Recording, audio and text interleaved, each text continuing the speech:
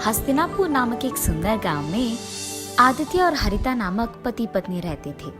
उनका वीना नामक एक सुंदर बेटी भी थी। आदित्य उसी गांव में गोभी मंचूरिया बना के बेचता था। वो हमेशा एक बहुत अमीर आदमी बनने की ख्याल देखता था। ऐसे ही दिन में सपने देखते देखते वो अपनी निजी जिंदगी को भूल ही जाता था। एक दिन आदित्य गोभी मंचूरिया बना के उसे बेचने लगता है। गोभी मंचूरिया, ताज़ा और स्वादिष्ट गोभी मंचूरिया, एक प्लेट का सिर्फ 40 रुपए। आइए बाबू आइए। उसकी चीखें सुन और उसके दुकान से आ रहे अच्छी सुगंध को देख सभी उसके पास जाने लगते हैं और वहाँ का गोभी मंचूरिया खा के ऐसे कहते हैं, अरे वाह आदित्य, गोभी मंचूरिया एकदम मस्त है, कमाल है। अरे हाँ आदित्य, ये तो बहुत ही बढ़िया है, तुमने एकदम बढ़िया गोभी मंचूरिया बनाया है। ऐसे ही सारे लोग उसके गोभी मंचूरिया की तारीफ करते हुए खुशी से खाते रहते हैं। यही तो चाहिए मुझे, एक दिन मैं ऐसे ही गोभी मंचूरिया बना कर बहुत ही अमीर बन जाऊंगा और मैं एक बड़ा सा गोभी मंचूरिया बनाने वाला दुकान लगाऊंगा और वहाँ पे भी मैं नहीं बल्कि मेरे नीचे काम करने वाले वहाँ गोभी मंचूरिया बनाएंगे। मैं बहुत जल्दी बहुत ही अमीर बन जाऊंगा। वो दिन दूर नहीं है जिस दिन मैं अपना खुद का दुकान चलाऊंगा और मुझे बहुत सारे पैसे मिलेंगे और मैं खुशी से जी पाऊंगा। ऐसे ही वो उसके ख्यालों में खो जाता है। आदित्य, अरे आदित्य, अरे ये क्या हो गया इसको? इतनी बार बुलाने के बावजूद नहीं मुड़ रहा है। हाँ, इसके बारे में ये तो सबको पता है। ये हमेशा उसके ख्यालों में खोया हुआ रहता है। दिन में ही सपने देखता है और निजी जिंदगी भूल ही जाता है। इस गांव में अब तक किसी ने भी इसको मंचूरिया के पैसे नहीं दिए हैं। इतना खोया हुआ रहता है ये। चलो, अब इसको बुलाकर कोई फायदा नहीं है। उस आदमी के ऐसे कहने पर वो दोनों वहां से बिना पैसे दिए चले जाते हैं। आदित्य के इस बर्ताव देख उसकी बीवी बहुत चिंतित होती है। उसको हमेशा इस बात का चिंता रहता है कि ऐसे ही अगर आदित्य अपनी निजी जिंदगी के बारे में भूल कर सपने में ही जीता रहेगा तो उनकी बेटी का पढ़ाई का क्या होगा। और इसी बात को लेकर वो हमेशा दुखी रहती थी। हर रोज अपने बेटी के बारे में और अपने पति के बारे में ऐसा सोच कर चिंतित होने से कोई फायदा नहीं है। मुझे अब खुद ही कुछ करना होगा। मैं देखते देखते अपनी बेटी का जिंदगी खराब नहीं कर सकती। इसीलिए मैं खुद से पैसे कमाऊंगी। कोई भी काम करके मैं पैसे कमाकर अपनी बेटी को पढ़ाऊंगी। अरे हाँ, मेरे पिताजी तो उनके खेत में गोभी उगाते हैं ना, मैं भी उनकी सहायता करूंगी और ऐसे ही मैं पैसे भी कमा सकती हूँ। तो चलो, मैं गोभी उगाकर आए हुए पैसों से अपनी बेटी को पढ़ाऊंगी। और उसके फैसले के मुताबिक ही हरिता उसके पिताजी के खेत में गोभी उगाते हुए उनकी मदद करते हुए आए हुए पैसों से उसकी बेटी को पढ़ाती है। ऐसे बहुत दिन बीत जाते हैं। एक दिन जब आदित्य उसके दुकान में गोभी मंचूरिया बना रहा था तो उसे एक आदमी उसके कार में उसके आगे से निकलते हुए दिख जाता है। उसे देख वो अपने आप में सोचता है, मुझे जल्द से जल्द इस गांव में सबसे अमीर बन जाना होगा और उसके बाद मैं सबसे बड़ा कार खरीदूंगा और ऐसे ही सारा दिन उस गाड़ी में घूमता ही रहूंगा। ऐसे ही ख्यालों में खोए हुए वो दिन में सपना देखने लगता है कि वो उस गाड़ी में बैठा है और पूरा गांव सैर कर रहा है। इतने में वो भूल ही जाता है कि उसने गैस पे गोभी मंचूरिया को लगा दिया और उसे बंद नहीं किया। इस कारण गोभी मंचूरिया कुछ देर बाद जलने लग जाती है और आदित्य को ये बात बिल्कुल पता नहीं चलता है। इतने में एक आदमी आदित्य के पास जाता है और उसे बुलाता है, सुनिए भाई साहब। पर आदित्य तो उसे देखता भी नहीं है। अरे ये क्या, मैं इस आदमी को बुला रहा हूँ और ये बिल्कुल नहीं सुन रहा है। मैंने सोचा कि यहाँ आकर मैं इन्हें नौकरी के लिए पूछूंगा, पर ये तो सो ही रहे हैं और जितना भी बुलाऊं उठ ही नहीं रहे हैं। पर यहाँ और कोई भी तो नहीं है, मुझे इन्हें जगाना ही होगा। हेलो भाई साहब, आप सुन रहे हैं? भाई साहब उठिए। उस आदमी के जोर से बुलाने पर आदित्य अचानक उठ जाता है। हाँ, कौन हो तुम? क्या चाहिए तुम्हें? भाई साहब, मैंने वो सोचा कि आपकी दुकान में अगर कोई काम हो तो।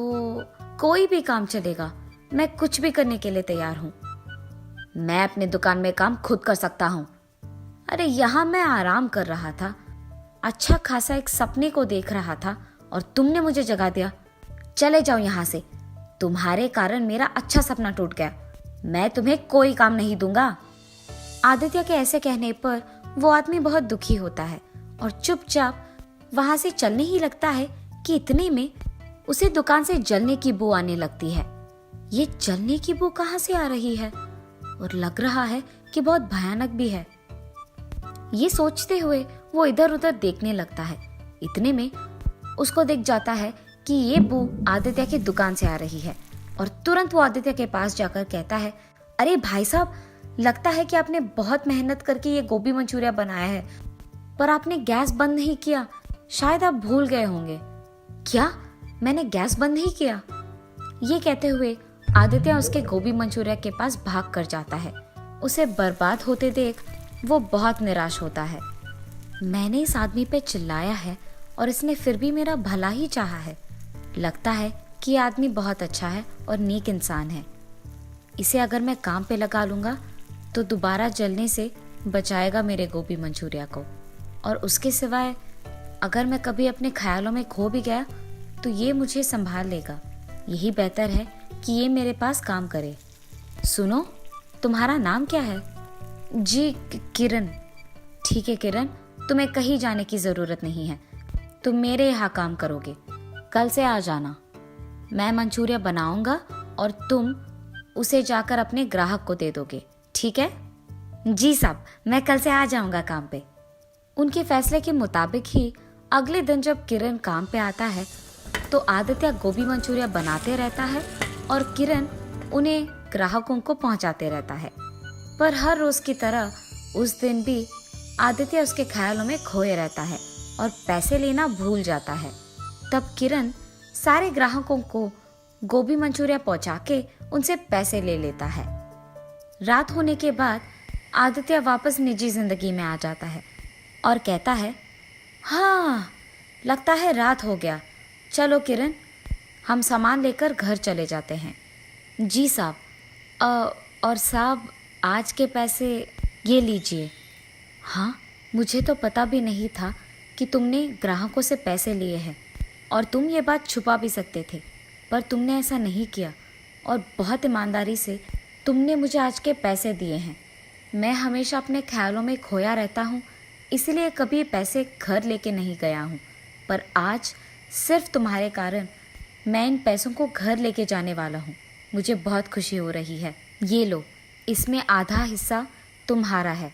ऐसे कहकर किरण को उसका हिस्सा देकर खुशी खुशी वो पैसे उसके घर लेके जाता है। घर जाते ही, ये लो हरिता, आज के पैसे। क्या? आप पैसे लेकर आए? मैंने तो सोचा ये दिन कभी नहीं आएगा जी। मुझे आज बहुत खुशी हो रही है। हरिता के ऐसे कहने पर आदित्य उसे किरण के बारे में सब कुछ बताता है। भगवान का लाख लाख शुक्र है कि आपको काम में मदद करने के लिए एक ईमानदार और नेक इंसान मिल गया। चाहे कुछ भी हो जाए, उसे काम से कभी ना निकालिए जी, ठीक है? हाँ हरिता, कभी नहीं निकालूंगा। ऐसे ही कुछ दिन बीत जाते हैं। एक दिन काम खत्म हो जाने के बाद जब आदित्य पैसे लेकर घर लौटता है, वहाँ हरिता को दुखी देख, अरे क्या हुआ हरिता, तुम इतनी दुखी क्यों हो? मैंने अपने पिताजी के साथ उनके खेत में गोभी उगाया था जी, पर अब मार्केट में गोभी का दाम गिर गया है। इसी कारण गोभी बेचने पर मुझे ज्यादा पैसे नहीं मिलेंगे, और तो और मेरे निवेश के पैसों में एक भी हिस्सा मुझे लौटकर वापस नहीं आएगा। मुझे डर है कि मेरा नुकसान हो जाएगा जी। अरे चिंतित मत हो हरिता, मेरे पास इसके लिए एक हल है। मैं वैसे गोभी का ही मंचूरिया बनाता हूँ ना, तो तुम्हारे उगाए हुए गोभी को लेकर अगर मैं मंचूरिया बना के बेचूंगा तो उससे ज्यादा पैसे कमा पाऊंगा। ऐसे तुम्हारा नुकसान भी नहीं होगा और हमारा भी दुकान अच्छा ही चलेगा। ठीक है जी, मुझे भी लगता है कि ये काम करेगा। गोभी सारे खेत में इकट्ठे किए हैं मैंने, आप वहां से उसे ले लीजिए। हरिता के ऐसे कहने पर वो उसके फैसले के मुताबिक ही खेत में जाकर गोभी लेकर उसे मंचूरिया बनाता है और बेचता है।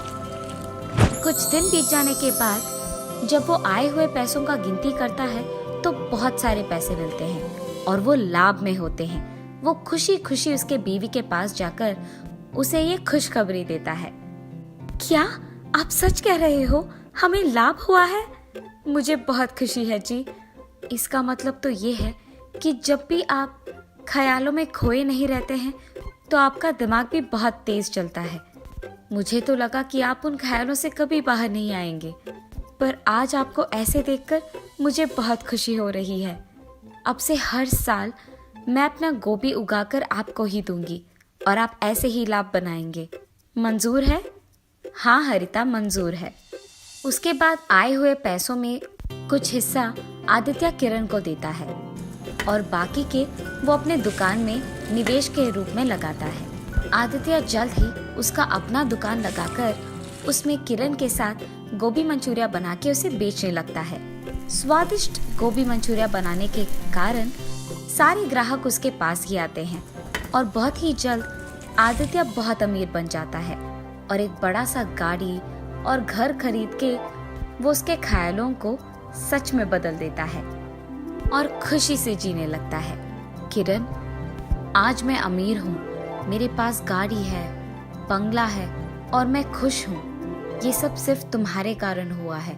अगर तुम मेरे पास भरोसे के साथ काम नहीं करते और ऐसे ईमानदार और नेक नहीं होते तो शायद मैं अपने ख्यालों को सच में कभी नहीं बदल पाता। मैं तुम्हारा एहसान कभी नहीं भूल पाऊंगा। अरे साहब, आप ये क्या कह रहे हो? आपने अगर उस दिन मुझे नौकरी का ये एक मौका नहीं दिया होता तो मैं भी आपके साथ इतना ऊंचा नहीं आता और इतना मेरा जिंदगी नहीं बदल पाता। आज मेरी इस खुशी का कारण आप हैं। मुझे आपको धन्यवाद कहना चाहिए उस एक मौके के लिए। आदित्य को जल्द ही उसके गलती का एहसास होता है। ख्यालों में खोकर निजी जिंदगी को भूलना अच्छा नहीं है। ये जानकर वो तब से दिन में सपने देखना छोड़ देता है। किरण और आदित्य दोनों साथ में काम करते हुए हमेशा की तरह खुश रहते हैं।